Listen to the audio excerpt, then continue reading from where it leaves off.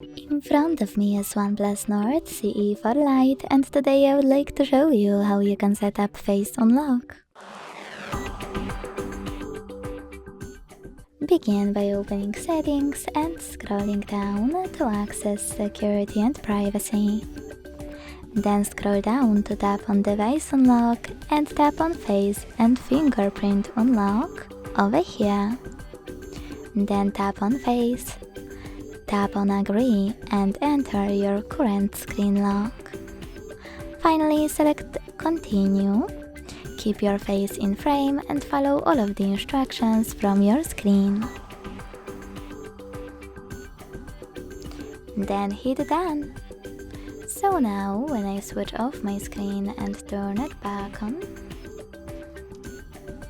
I can see that Face Unlock is working properly. Thanks so much for watching. If you enjoyed this video, leave a like, comment and subscribe. Bye!